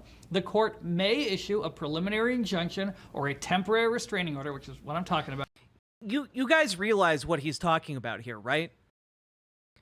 What he's talking about here is, yeah, the things you're gonna do and implement here are gonna be illegal, but don't worry, we have ways of getting around the law. Like, that's what he's doing. He's bragging about how here's how you can implement the legal policy changes, essentially, on a massive scale, to the tune of billions of dollars. About here, right? You know, blocking a rule from being implemented only if, I'm gonna repeat that, only if the movement, meaning the party seeking it, gives security. Like, remember when there was a bunch of like listeria outbreaks in pork products? That was because the Trump administration deregulated the pork industry and allowed them to inspect themselves, right? This guy wants to make that problem in every single industry. Like, that's what this guy is currently advocating for. Hey, did you guys like when all of your deli meat was infected with listeria? Did you guys like that? What if every food product had that same problem? What if all of your water, you had to get it tested on a weekly basis to make sure it wasn't infected with, like, you know, cholera or, I don't know, deadly toxins from the nearby baby wipe manufacturing plant? You know, like, genuinely, that's what this guy is advocating for right now. And hey, wouldn't it be, like he's also, on top of that, being like, and hey, wouldn't it be great if we, you know, kept all of the suburban neighborhoods extraordinarily white? When like, hey, white supremacy, huh? Like, that's what this guy is standing for. This guy shouldn't feel comfortable showing his face in public after advocating for these things. This is unconscionably terrible. In an amount that the court considers proper to pay the costs and damages sustained by any party found to have been wrongfully enjoined or restrained. In other words, you want an injunction, you got to put up some money in case, after further analysis, the court determines, you know what, the agency did have the authority to do it. Think about the Hawaii example. They told Trump he couldn't do it. 3 years later, they told him he could. Well, too late now. Well, if there were an injunction bond, that would really have helped. So these injunction bonds, they're actually designed for sort of two basic functions. One is to deter frivolous litigation, right? Do I really want to bring this case if I'm going to have to put up a couple $1 million? And the second thing is to actually compensate for, you know, injury to a party when it was erroneously enjoined from doing what it wanted to do. And, you know, courts have looked at this. They say, look, the rule is mandatory and unambiguous. It's very clear that they should be seeking injunction bonds. And what is he talking about? He's talking about methods of subverting the law so that courts can't stop your policy from going into effect after you, an unelected official, basically unilaterally implement a new guidance or regulation or rule. That's what he's talking about. Yet, it isn't done. So when the appellate courts have looked at... Hey, do you guys like that aspirin isn't going to kill you? Do you guys like that you can take, like, ibuprofen and be relatively confident that it's not going to, like, destroy your internal organs? I like that. Conservatives want to make sure that it's not inspected up to those safety standards. The district courts have looked at this. Basically what the left has done, and their sort of fellow traveler judges, is they say, well, in public interest litigation, which is like their code word for like activists suing to block big policy moves, what they say is, well, you don't need to post an injunction bond, or perhaps you do, but you're posting the bond at zero. So yes, the court is saying that there has to be a bond, but we're setting the bond at zero. So we're not violating the law. The law says you can issue an injunction if you set a bond, and we did set a bond, but we set it at zero. Well, what kind of corrupt intellectual nonsense is that? But this is what they do, and we're sort of just sitting there and taking it. So if we were to insist upon injunction bonds, it would be extremely effective. There was a law review article I read from the 1980s. I'm not that old, I just read the article from that. And it was discussing that it's usually like quite difficult for public interest litigants to fulfill bond requirements. So in other words, the point of this article was, gosh, we really shouldn't require these people to have to post bond, because if we did, it would stop all this public interest litigation. Well, imagine how valuable that is. It's this litigation which has been killing us in area after area after area, and if we could stop that by requiring them to post bond, it would be fantastic. All this liberal litigation would grind to a halt, and yet Republican Justice Departments don't seek them. I asked about this when I was at the White House, and I was, well, you know, it's hard to value what the cost would be to us, so we don't even seek it. What are you talking about? We have an army of economists in the government who can estimate the costs of regulations. They can also estimate the cost of delaying things. They can be a little creative about it. So this is really important. Insist that in any policy litigation, your agency demands an injunction bond. And if the bond is denied, you can appeal it. A lot of times you can't appeal what they call interlocutory orders, things that happen during the trial until it's over. But this is appealable. You don't have to wait till the end of the litigation to appeal the denial of an injunction bond, so do it. And it can make a huge difference. Think about the travel ban case, and like so many others. The activists, they can't post a $100 million bond, and they might lose, and then that money is gone. If you have to go up and appeal it, this would stop all of this injunction nonsense dead in its tracks.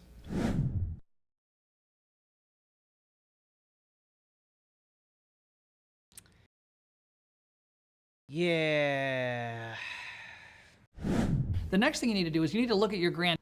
I hate this. This guy is the devil. Like, this guy is awful.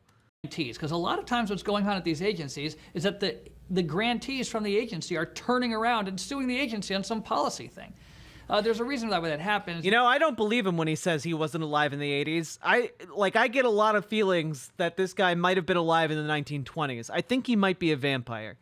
You have to get standing to bring it. You know, like one of those cultural vampires that just sucks all the juice out of your society. Case, and the idea of that is that you should like have some. Yes, a lich. That's a great example. Yes. Real concrete interest in the issue, so that you'll present the arguments, sharply. And so courts won't hear a case unless the person bringing the case has what they call standing, and it's a little easier to get standing if you're a grantee because you're sort of like involved in those issues. But the point is, we're feeding the dogs that are trained to kill us. So let me give you an example. The National What visceral imagery this guy employs. Fair Housing Alliance, a sort of liberal housing group. They got $1 million from HUD for some fair housing initiative program in 2018, while at the very same time they were trying to stymie like a modest effort to change some rules regarding the grantees in certain jurisdictions. So they're a modest effort to change some rules for some grantees in some jurisdictions. That's incredibly vague.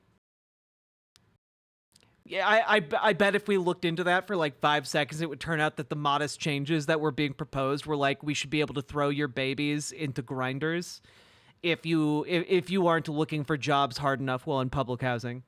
They're challenging HUD in court. They're arguing with HUD's policy change. At the same time, HUD's just handing them out money. So again, feeding the dogs that are trained to kill you.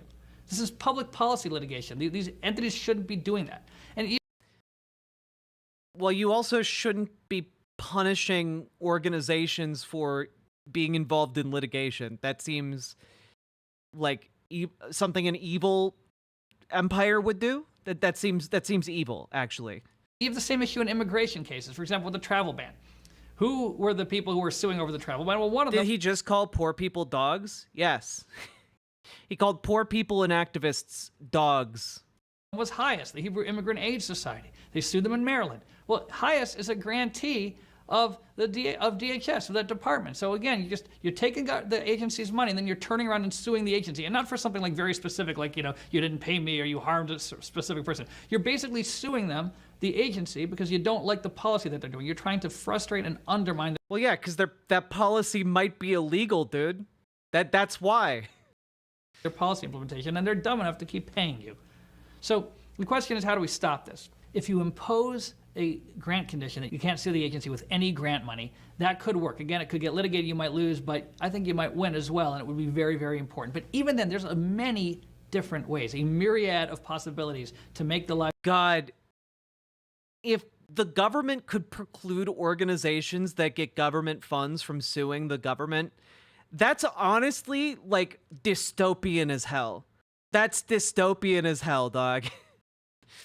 That basically makes the government immune from a ton of prosecution, or not prosecution, but like legal litigation in a way that is bad. Life's difficult for the grantees, and I've seen the grantees don't want to lose the money, and they're scared of standing up to the agency. I mean, think about the CHIPS Act example I gave. Companies are not going to the Commerce Department and complaining about all their, liberal add-ons. They want them. Oh, I didn't know that, Paladin. One of the reasons that conservatives were less than likely to create injunction bonds in public policy is that it's a form of slap. And they didn't want to get crushed by the Supreme Court. One of the reasons this guy is so cocky about injunction bonds is that the court is 6-3 right now, which does make it very likely that they would side with him. True. Money. They're not going to make trouble. Yeah, honestly, the Supreme Court is kind of a wild card right now. Like, they've thrown some curveballs for sure, but like, oh my God. You know, you got to remember that. So now it's a little bit different when you're dealing with activist groups that, you know, are sort of born to make trouble. But my point is that there's many ways you. What is an injunction bond? The legal bond that he's been talking about for like the last 10 minutes. Can make this difficult for them. For example, certain grants don't need to be made at all. Say, listen, here's the money, and there's like, you know, what they call like an interorum clause. You can't challenge. I thought the court was supposed to be 5-4 or 4-5. It doesn't. It's not required to be that way. It's just kind of worked out that presidents tend to only be able to appoint 1 or 2 judges, and so it tended to be 5-4 or 4-5. But Donald Trump got to appoint 3 Supreme Court judges, which made the Supreme Court 6-3. So it's overwhelmingly conservative at the moment. If you challenge it and some court agrees with you, that's it. We'll just eliminate the program. Enough of this. And once you make that clear, there's many different ways to do it. It would be a huge help to the cause. God damn. We are almost done with this video, thank God. We're in the final stretch.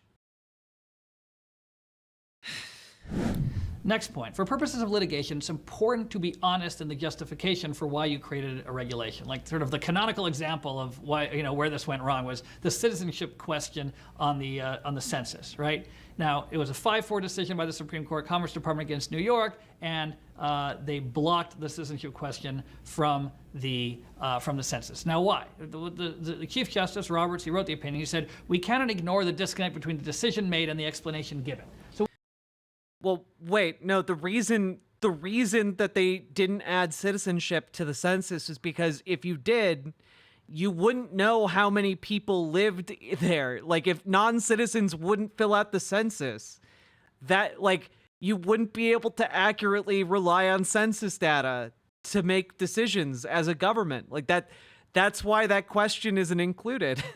What had happened there was that the Commerce Department went into the Supreme Court and they said, listen, we need to include this question because the Justice Department asked us to include it so that we could enforce the Voting Rights Act. But that's not actually what happened. The Commerce Department called the Justice Department and said, hey, Justice Department, we want to include this question. So can you just like ask us if we will do it for VRA purposes, voting rights enforcement purposes, so like we can have that as a cover? I mean, that's, you know, that's what happened. And the Supreme Court said, no, this isn't good. You can't do that. As they said, the reasoned explanation requirement of administrative law, this is the Chief Justice talking, after all, is meant to ensure that agencies offer genuine justifications for important decisions, reasons that can be scrutinized by courts and the interested public, and accepting contrived reasons would defeat the purpose of the enterprise.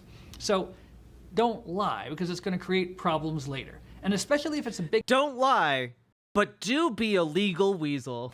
Ticket item. Like, it's going to have a good explanation. People wanted it. They voted for it. Like, be proud to tell that story. Essentially what happened was they were afraid of saying, you know, why they wanted it. So One they made time for your mind. else that they True. thought would be more like palatable, and it came up and it bit them. Don't do that. If you're doing it for a reason. Be proud. Tell that story.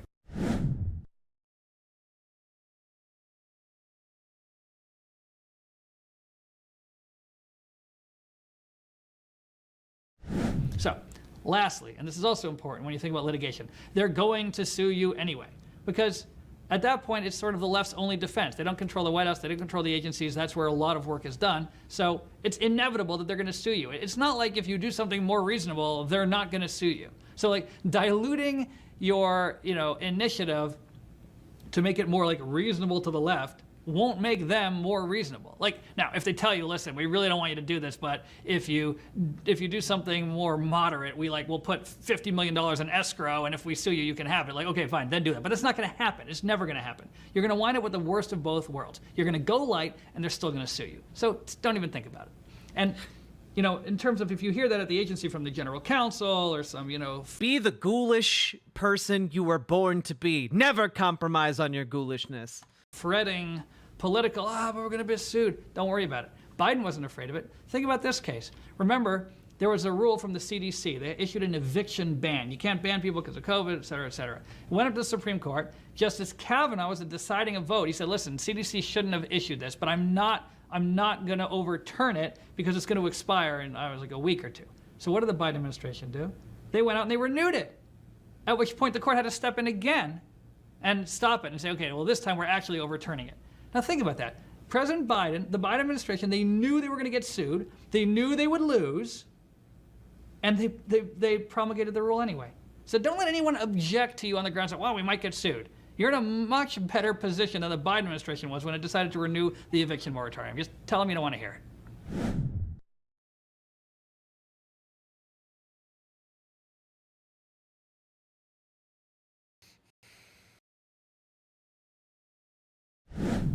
Our country was founded on free speech principles, but we're living in a time where the wrong words are said and your career is ruined by a ferocious mob. And so, of course, people are afraid to speak. It reminds me of a line from the famous poem, The Second Coming by William Butler Yeats.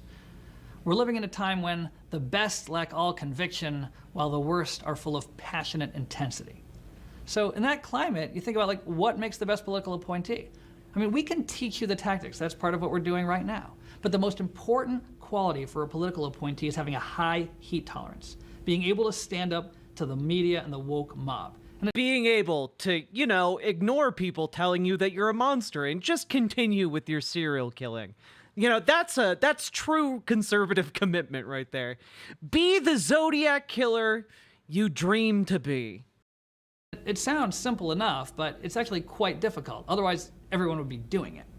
Courage can't be taught because it's inherent, but it can be discovered. It can be honed. So here's a little pep talk. Courage is inherent, In Jesus. Book 7 of Herodotus' Histories, he records the bravery of certain participants in the Battle of Thermopylae. Right? He talks about Dionysius the Spartan, who'd heard from a certain Trachinian.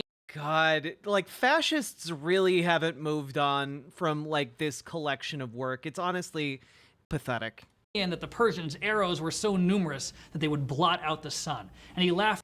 Like this guy watched 300. This guy watched 300 and then went and read Herodotus so he could sound smarter when he's actually referencing the movie. It off and he said, well, so much the better, then we shall fight in the shade. And that was life or death. And that's the attitude we're looking for. And that's the one you must cultivate. Because the left has a nuclear bomb. They have a death ray. Oh God, this guy is 1000% a Zack Snyder release the Snyder cut guy. That's what this guy does in his free time. Okay, that's the greatest insult I can possibly imagine. What is it? Anything they don't like, they call racist. And if you can't stand up to that, you can't take on DEI, you can't take on the lowering of standards, you're a dead letter. You can't do anything. In fact, I remember there was a political appointee, not just a political appointee, but a Senate confirmed appointee, who said to me, wow, you know, we haven't had a negative article in, you know, my division of the agency in 3 months. I want to fire this person. You're not getting a negative article because you're not doing anything. What did Harry Truman say? You can't stand the heat, get out of the kitchen. So that's all good and well, but you're probably thinking, well, all right, but like, how do you steel yourself? You wake up in the morning, there's, you know, newspaper articles bad about you. Like, how do you steel yourself to this? And I think the answer actually is humility. That's the secret.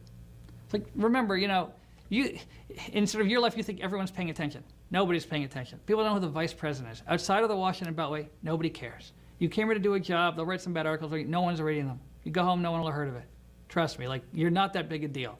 That's how I think you can say, don't worry about it. Yeah, it's a little annoying that people you know, they read the articles, but in most of America, nobody has any idea who the General Deputy Assistant Secretary is for XYZ. Trust me. He is correct about that, though. That is, fundamentally, these are going to be faceless bureaucrats that you will never know their names, but they will destroy every regulation that keeps you safe. Every text in our government annals that prevents a company from poisoning you and your family, they will gut it. You won't know what the names of the regulations or the names of the guidance or the names of the rules. You won't know the names of the people undoing them, but your life will measurably become worse as a result of people like this guy.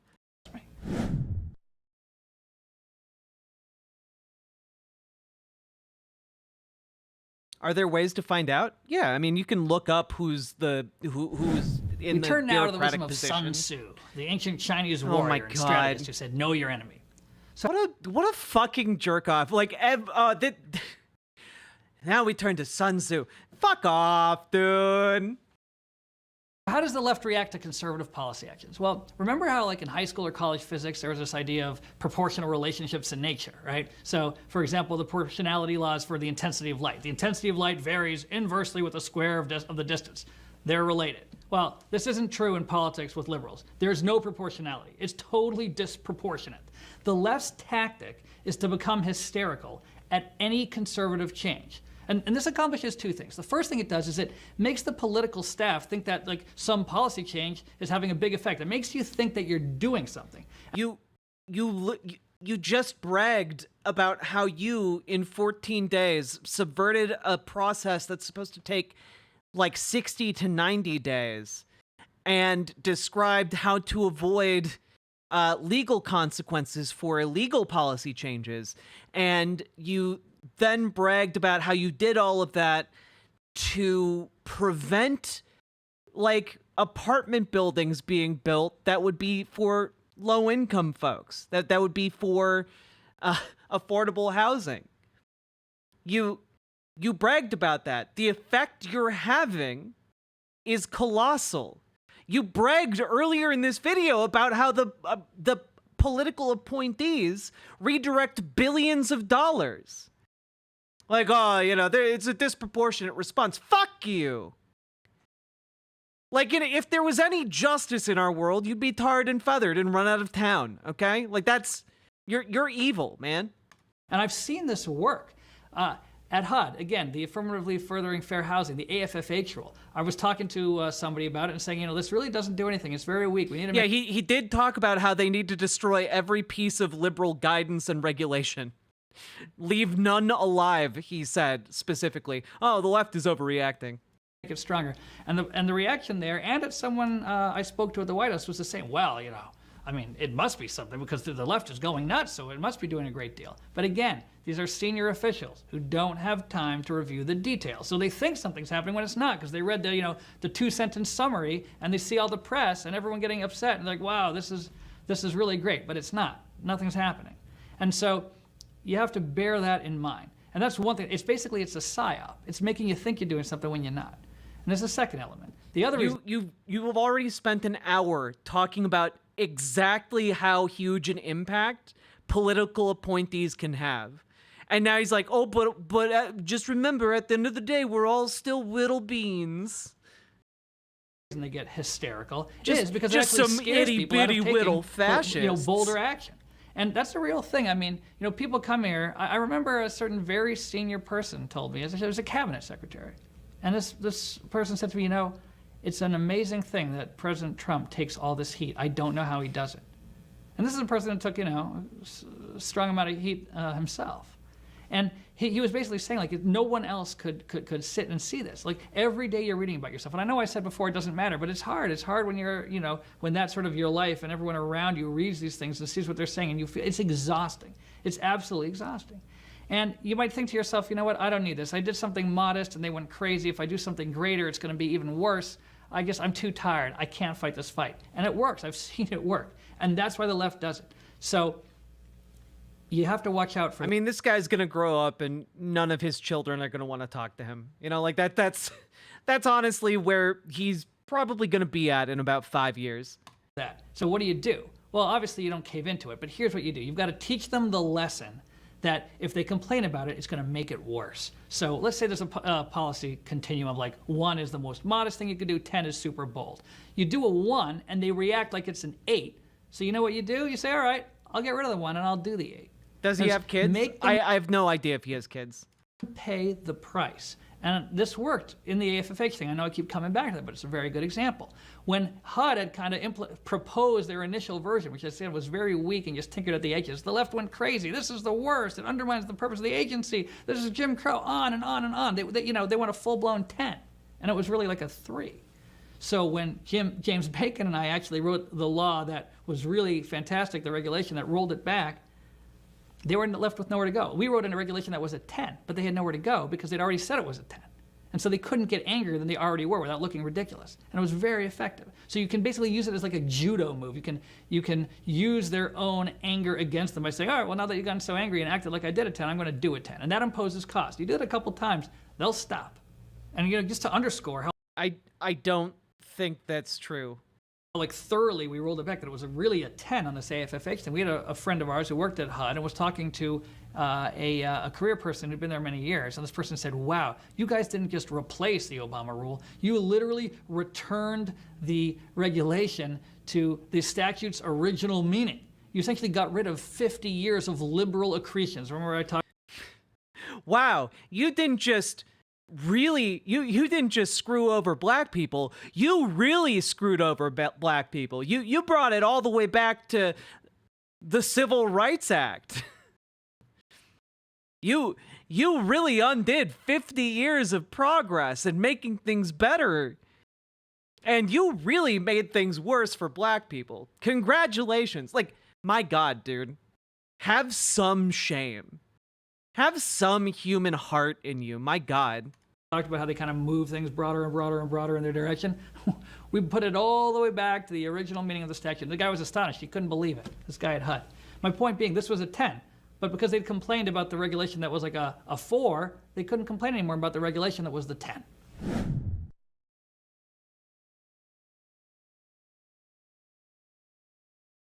This guy can only experience an orgasm if, like, the Civil Rights Act is fully repealed. Like, that's his mission in life. Like, that really does seem to be it. Like, if he could roll back regulations farther than the Civil Rights Act, this guy would do it in a heartbeat.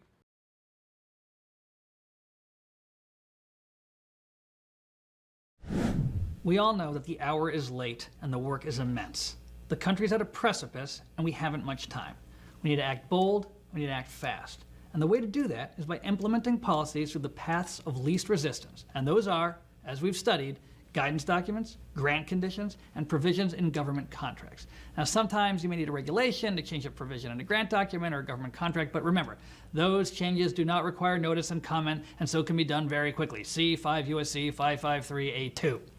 And just remembering that is going to allow you to do 90% of what you need. You can only have sex with people who have approval from his meritocracy officer. Expect that you'll be sued. True. That's where you hit them with the injunction bond. They won't be expecting that. It's explicit in the statute. The law's on our side. And we just have to win early once to set the tone for the entire administration. They won't be able to sue us. They won't be able to afford it. It's a huge problem solved.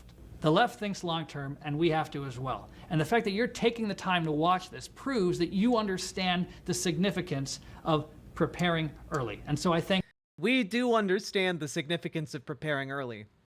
That's true. That's why we're watching them, and that's why we fucking despise you. Both Heritage for hosting and you for watching. It is an honor to assist in this patriotic endeavor, and I'm happy to help. So please do contact me, danhuff1776@gmail.com. God bless America. I yield back. Oh, okay. danhuff1776 @gmail.com. You really shouldn't have thrown that in there. But okay. I didn't know that would be included. Did he just put his personal email out there? I think he might have. Now, I would never encourage anyone to email him without official business, okay? So make sure you have official business.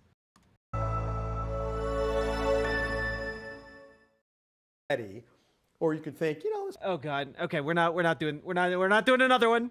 We're not doing another one. Okay, we're not doing that. We're not about that life. Guys, that was rough. That was so much worse. That might legitimately have been the worst one out of every single Project 2025 training video. And guys, like, no one watched it. Like that video has like some of the least views on the ProPublica playlist. You know, like these videos have only been watched by like a couple thousand people each one. Like I feel sick after watching that. But that's what's on the line with this election, guys. If Donald Trump gets in power, this guy gets in power.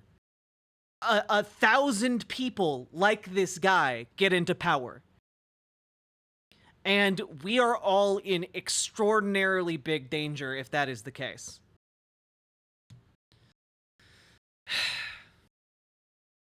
Frustrating and scary, to say the least.